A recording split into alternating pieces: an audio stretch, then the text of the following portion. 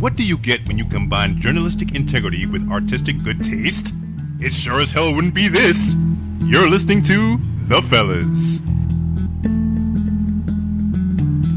Man, my eyes are a little crossed. I feel like I got a little bit of seasickness. Yeah, a little bit. It was too much Franco, man. It was too much Franco. Every side. Not enough Franco, like man. Jesus. Man, you and Franco need to just fucking get it over with. This is fucking ridiculous. I did not know there were two Francos in this shit. My head kept swiveling back and forth, and I was like, wait. Which one is Franco? And you were like, no, they're both Franco. You know, you see, one is James, and the other is his brother, Dave. I was like, what the fuck? Yeah, he's got a baby brother, man. He's got to get him into business, you know? It seemed very perverse. And when you had a smile on your fucking face throughout that whole movie. You and your fucking Franco fetish. Sorry, ladies and gentlemen, I didn't even notice.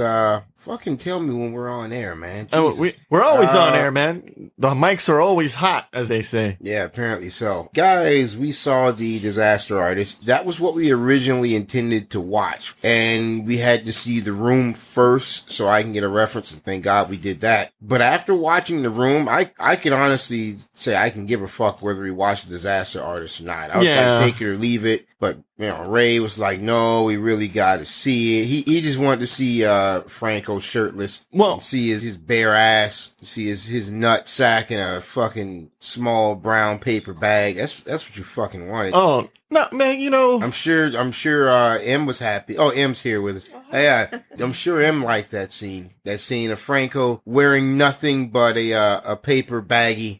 Dick and balls. Yeah, apparently, try to boss everybody around.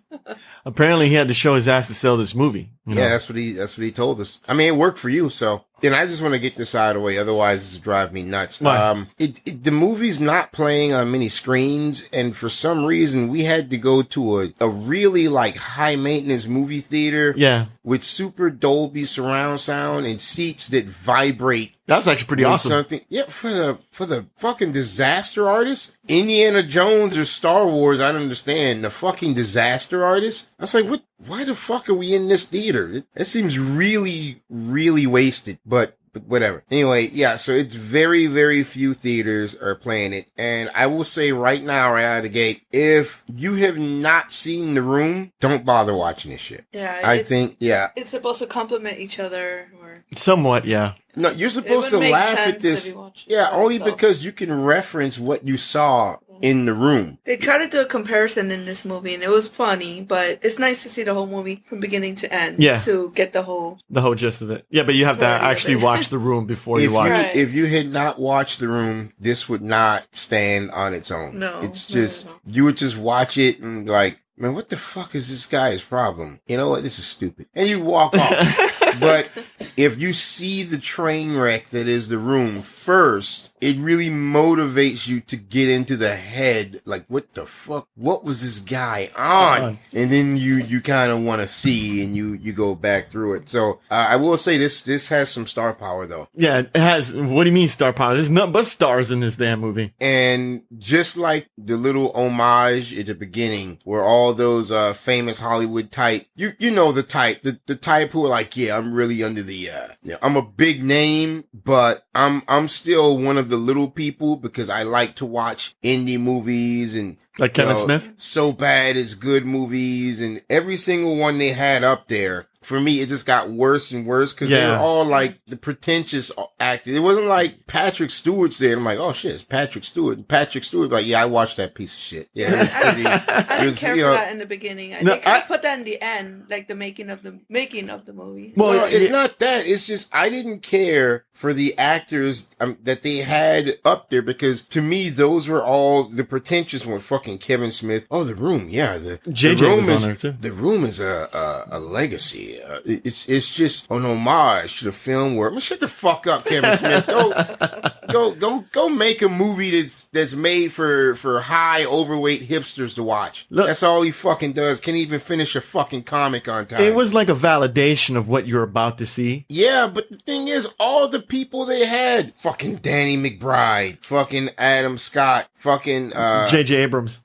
Yeah, like who gives? Yeah, thanks for shitting up Star Wars, JJ. Yeah, I really give a fuck about what you got to say now. Thanks. You know, I was like, they should have had. I would have preferred if there were nothing but serious actors. Like, yeah, you know, it's me, that actor who constantly has a stick up his ass. Yeah, I watched The Room. I laughed my ass off. Just like you. Just like a normal person. And then they can, like, get up and leave. I'd appreciate that more. Like I said, like a fucking Patrick Stewart. Like a fucking, who's another no-nonsense actor? Anthony Hopkins. Dude, if Anthony Hopkins is like... I remember the first time I saw The Room, my daughters were laughing and they kept saying I had to watch this and I didn't want to. And as an actor, within the first 30 seconds, I realized I would see this whole thing. It was a beautiful glory. You know, something like that. It's like, that would have been awesome. What do you think he would have... Fucking Adam Scott and Kevin Smith trying to bend over and suck their own dick. 'Cause, yeah, I watched The Room.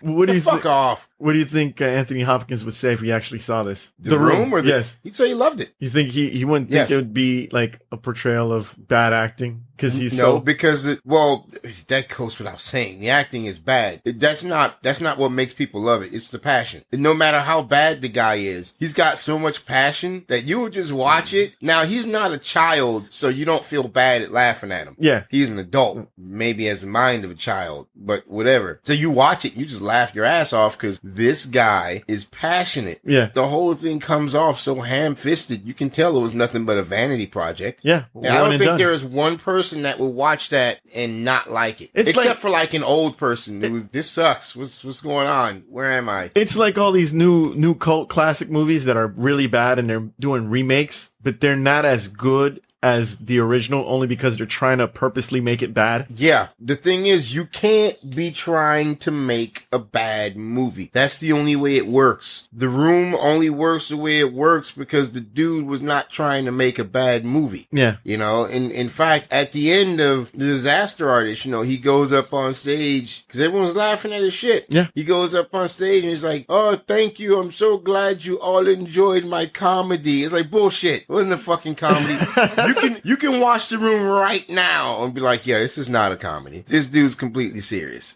He's completely fucking serious. He's legendary because of it too. We're probably gonna spend this whole fucking thing once again talking about The Room. The Room, yeah. So, The Room was more interesting. So you have to have seen The Room first to appreciate this. Otherwise, it really doesn't stand on its own. And just to verify from last week's review, I said, damn, that thug was the best actor in the entire movie. And it was kind of pointed out in this movie as well. Yeah, that was, that scene tickled me fucking pink. I love that. To give you an idea, really all the acting, every single one of the actors were top notch. And James Franco, man. He did a great job. James Franco, I think he may have reached what I call the pinnacle of being an actor, which doesn't mean you're the best actor. Yeah. It means that you have learned the best way to immerse yourself in this character is to go somewhat insane. Look at, say, Christian Bale. Look at, say, freaking, what's his name? Mission Impossible. Tom Cruise. Yeah. You gotta go a little bit crazy. And for him, I'm like, I can't even concentrate enough to talk like this guy, Tommy Wiseau. And he looks sleepy all the time. Well, like, how'd he do it? That, to me, was the hardest part, to get one lazy eye in all the scenes and then just consistently have that look the whole time. I don't know if that might have been CG, man. That looked like it took a lot of work just to get that lazy look. One eye open, one eye half closed. I'm just surprised he couldn't. Like, the original actor kept laughing at his own in his movies, in the scripts, so he just kept it on there. Wait. I suspected that James Franco was going to act and laugh at his own acting as well. It just seems... Well, he did an excellent job in holding his own... A lot of questions were answered in this movie, like the wardrobe and all that other shit that was just, like, weirdly positioned. Because there were scenes in here where it's like, the wardrobe lady's like, I'm trying to make sure everything is consistent to the movie and make sure everything's got, like, you know, a look. Yeah. And Tommy's like, I don't care. I'm going to wear what I want. I'm going to put, like, a bunch of shit in my pocket and just go out on the set and just shoot. That was just him being nervous. That was the whole thing. I think... Now you know why the suits are so oversized. No, the suits are oversized because nothing was custom made. They just went and got a bunch of props and was like, here, fucking put this on. No, nothing fit anyone. Even the main character. Even the main character who calls himself Johnny, you know, Tommy Wiseau. No, even his fucking clothes didn't fit. I believe I can piece together this guy's background, Tommy Wiseau, from the movie, because in the movie, he's very protective of, you know, his history and his past and whatnot. In the movie, it comes off as freaking Greg, who's supposed to be like his best friend. He goes through all this shit with him. Yeah. And he never questions him. He just looks up to him like, this guy's so out there. He's so off the wall. This guy's real, man. This guy is fucking real. And the whole time I'm thinking, oh, this guy's just a fucking loser weirdo, man. I see him all the time. Just a fucking weirdo. But if you read the book that this is based off of, no, the book makes no bones about it. No, the guy was a fucking weirdo. Yeah. And I thought he was a weirdo. And I hung out with him because I needed a fucking paycheck. Which brings me to my main thing. Here's my theory as to this guy's background. Because whenever you ask him, all he would say is that he's from New Orleans. This dude is clearly from Eastern Europe. And he took a lot of money from Europe. I mean, like, especially when the Soviet bloc broke up, there was just money for the taking. And I think he grew up on this whole American movie icon. Arcana stuff, and he was like, oh man, I want to be an actor, and everyone was like, you know, Sergey, do not be stupid. Based on the way his character's acting, his characters clearly had a life of privilege. Yeah. Because he's very childish in the fact that whatever you want, I'll get it, especially for someone that looks up to me like I'm some sort of legend. Wow, I can't believe you and this and that, and you're so great. So yeah, I'll get whatever. Here, yeah, come, we'll move into my apartment. Oh, I've got 3 of them. I never use the other one. I just have it because. And the moment you show some progression in your own life, the moment you start growing up and growing away from him or eclipsing him, yeah, just like a child, he's gonna hate you for it, which is what this character was doing. Yeah. Why so? Started to hate the guy. Oh, you met a chick now? What the fuck is this? How you gonna meet a chick? It's supposed to be me. It was kind of weird. And then it's like, oh yeah, you know, I'm moving out. I'm moving in with this chick. And he's like, oh, you're fucking betraying me. What the fuck you mean betraying you? I'm a goddamn grown ass man. We don't spend our lives living together. We're just roommates. Adults eventually go off and get their own thing. But he was never gonna do that. Yeah. Because he was never gonna grow up. He was like, no, this is it, man. We wake up and we eat cereal and we bounce on the trampoline every day. That's life. Like, no, it's not fucking life. That's what you think life is when you're a kid. And then, you know, you got the fact that, oh, hey, I was offered this great movie deal, which is going to help me come up and help my career. If you can just do me this one favor, let's just move this one thing back one day. No, we can't do it. Cut the beard off. Yeah, that's because he didn't want to see his acting career go up, you know? Yeah. Even just seeing him talk to a girl. He was talking to the bartender. Even that upset him. Oh, the fucking bar sucks. Let's get out of here. He doesn't like the guy getting independence, because the guy, when he came down to LA with him, he was like, oh, it's Tommy everything. Tommy. I just have to learn from Tommy. I'm just sit here and just admire Tommy. And he loved that shit. Yeah, it looks like any kid would love that. Yeah, it looked like he needed that love, that attention, that like that a child. friendship. Yeah. 24/7. Yeah. In the moment you didn't need that child, or the moment you got something better, he got jealous. He got angry. The reason he has that attitude is because he had a life of privilege. The man's filthy fucking rich. We gotta make this movie. Here's the way you should do it. You know, let's rent the equipment and this and that. So, no, everybody buy the equipment. Oh, okay. You sure don't want to rent? No, we buy. Okay. Those two. What sort of film are we doing? Digital or classic? We do both. What the fuck is wrong with this guy? Both. So you're going to get double the equipment for everything. Yeah. And you're only really going to use one. So you're just going to figure out which one you like more. Then it's like, okay, now the sets, all right, there's an alley over here. We can use that. Nah, we build it. We just build everything. It's like, why are you building an alley, man? There's an alley right here. Yeah, we could use it. We not spend any money. He doesn't have to concern himself with that, you know, because the money is not an object. He has a bottomless pit of money. Now, what I'm thinking is the money still coming in from the old country, or did he just come over with a huge bucket of money and he's living off that? I'm thinking it's probably still coming in. Oh. He probably has people over in the old country. There's a lot of comedians in this movie. And they were just delivering, like, line on line, this little subtle comedy points in there. It was fun. The reason there are so many comedians is because they love the movie. Yeah, all these people are just fans of The Room. All these people I want to be honest. You're making fun of the creation of The Room. I want to be honest. And for the most part, there are a lot of hipstery, but I like these guys. So, fucking Bob Odenkirk, fucking damn, I keep calling him Dre from the League, even though that's not his real fucking name. I should know it by now. What the hell is that guy's name? The one with the big gap tooth. Then we have the other dude from the League, Jason Mantzoukas, who always plays someone who's insane. You got fucking Zac Efron of all people. Paul Scheer, that was that guy's name. Yeah, he was funny. Yeah, no, Paul Scheer's always fucking funny. He's fucking great. Zac Efron, man. Zac Efron. Like, what the fuck is Zac Efron doing in here? Yeah, he was the thug. He's the one that scared the shit out of them in the first scene. Oh, yeah. You know what? Let's just go over that scene. Because the whole thing is, all these people, they're all, when you're in Hollywood, there's so many people that want to be actors. Yeah. I mean, they will just put up with anything, and they're so fresh and inexperienced. And Zac Efron, there's a scene where there's a thug with a gun or whatnot, and you can see him, he's playing as the thug. He's trying to get himself worked up for the part. He's got the gun. He's punching the wall. It's my fucking money, man. It's my fucking money, man. And the guy who's supposed to be playing like Denny. Yeah, the guy who's supposed to be playing Denny. Josh Hutcherson, which he's a big time actor. He's from the Hunger Games. And what was funny about him, when I saw the room, I was like, wait, how old is this kid supposed to be? And the thing is, the actor was like, hey, how old am I supposed to be? Oh, he's a kid like your age. Like, I'm 23, man. 23, 14, whatever. It's all the same. It's like, what? Action. What? How am I supposed to be?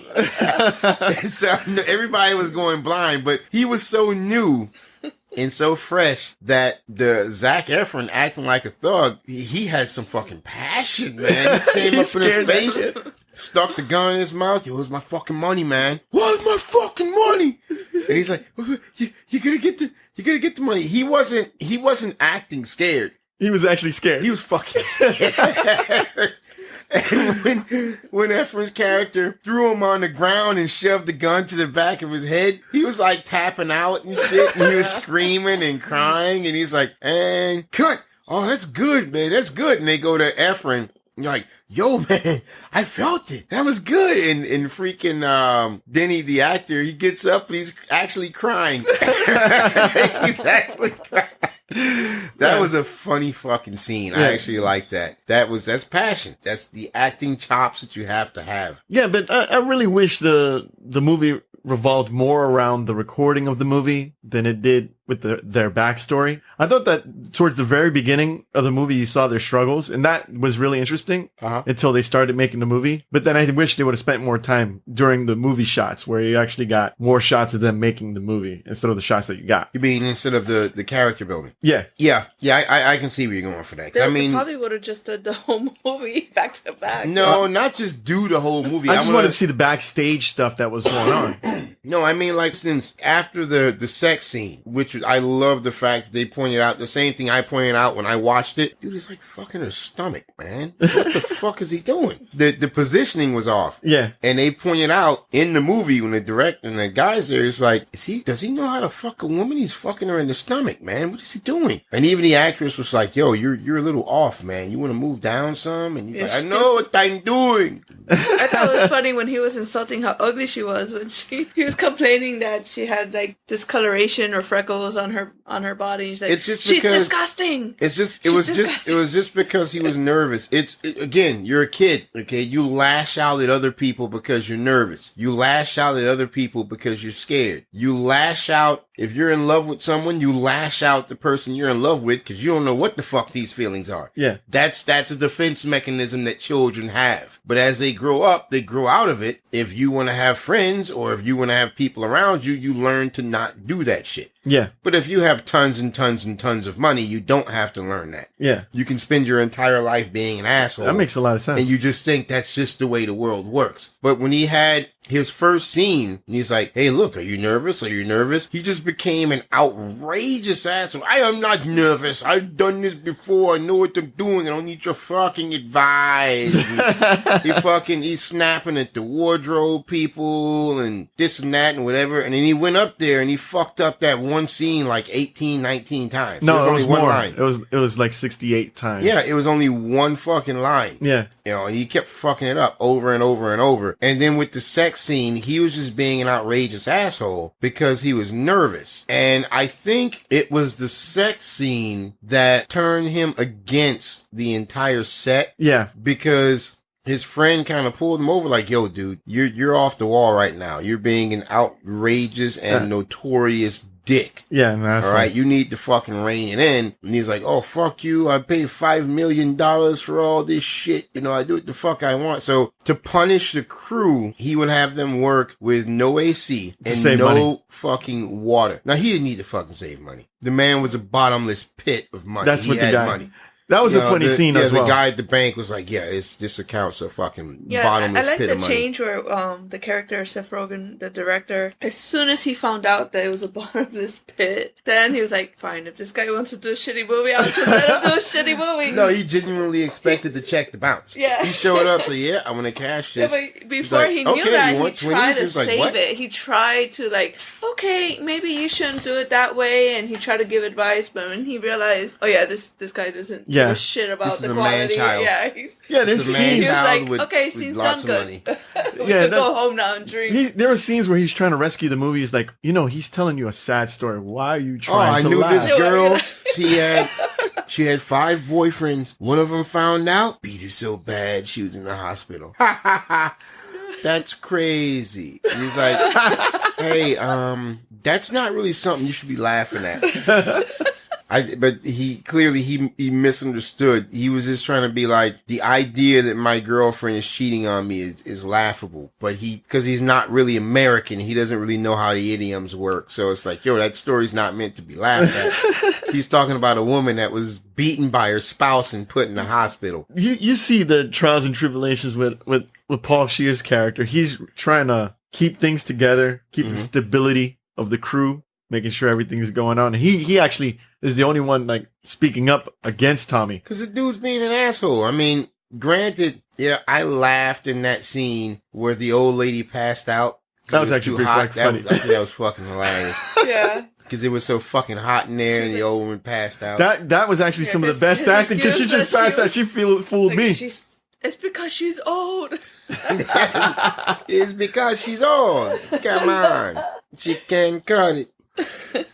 I think by far, and I'm so glad they did this, the best scene in the movie was when they finally went to see the movie, when everything was all together and the actors who were in the movie were there. The very actors in the movie had the actors and the audience had the exact same questions I had when I first saw the movie. Like the one where the kid Danny is like, hey guys, oh come on Danny, three's a crowd. And then and everybody was disgusted. He bites the apple and he looks upstairs. He's got this look. And everybody in the crowd's like, oh, what the fuck? What the fuck is going on?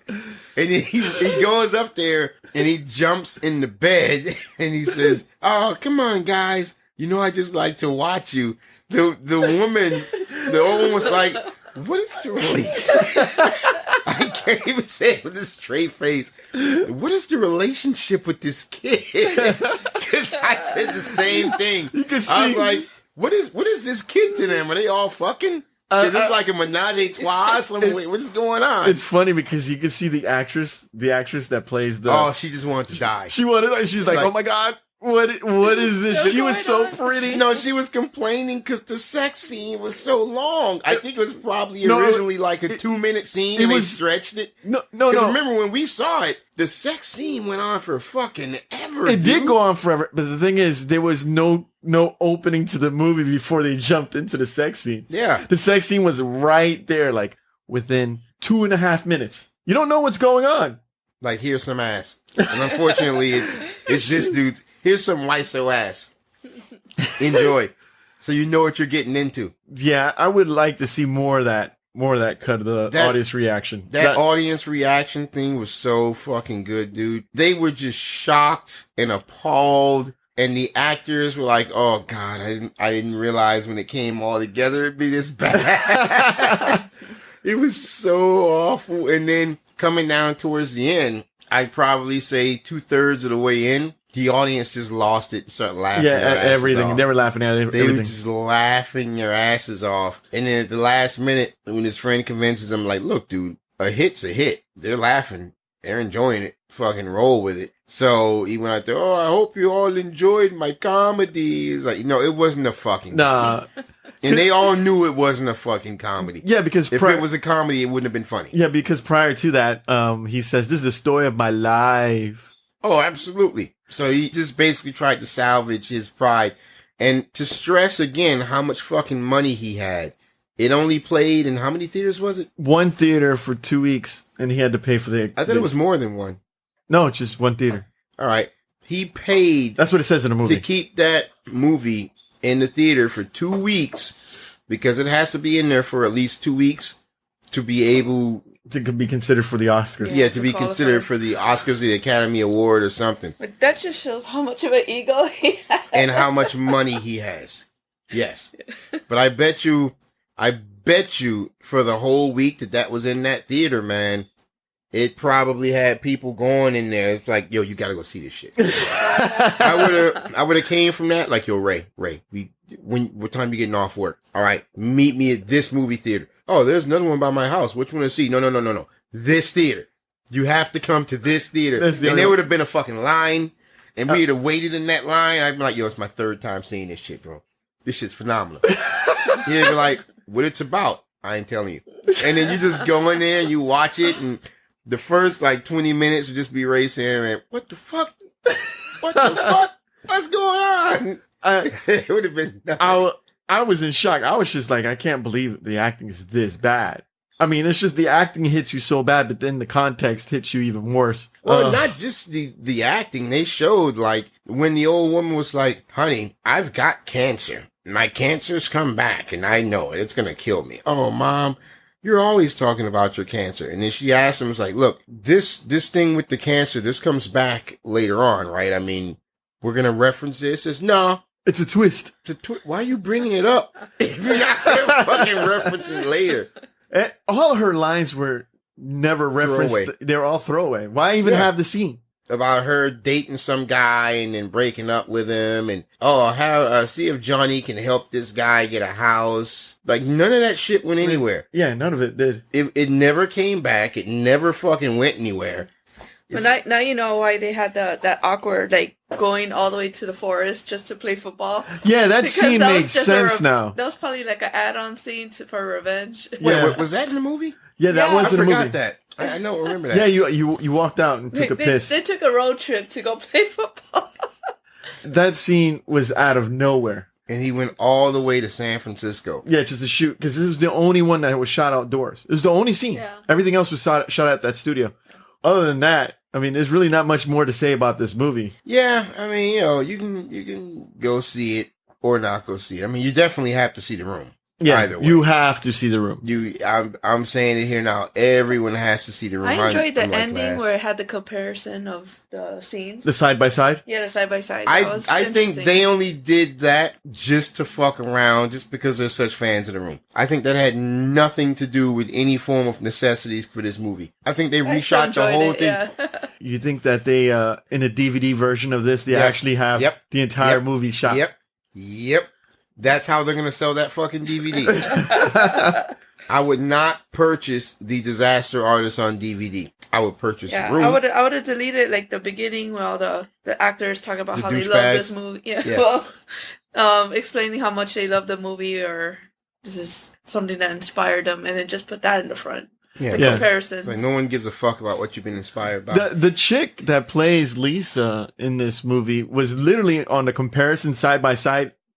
Exactly the same. James Franco was a little off. Bit thinner. Yeah, face was a little bit thinner. James Franco was a little off in the synchronicity, but everybody was spot on. Yeah. The real actors portray The Room. It might not be that funny. You'd watch it for 20 minutes. It wouldn't be that funny because they're trying too hard. Yeah. They will be trying to mimic someone else. Whereas you just watch The Room, it just flows, baby. It's just natural. Well, with The Disaster, I did like that they're actual brothers. There's a connection between the two brothers, even though there are moments that they hate each other and then moments that they're best friends, but I liked that little background chemistry of brotherly love. Yeah. No, it was definitely good. I think it was a perfect choice to have the two real brothers act together. At least for a movie that's not supposed to be serious. I haven't seen Dave Franco on that much, so this will probably help him. Yeah. I mean, we spent more time talking about the fucking room. Yeah. Well, I'll tell you what. Let's do something a little bit different. This whole thing is pushing the bounds of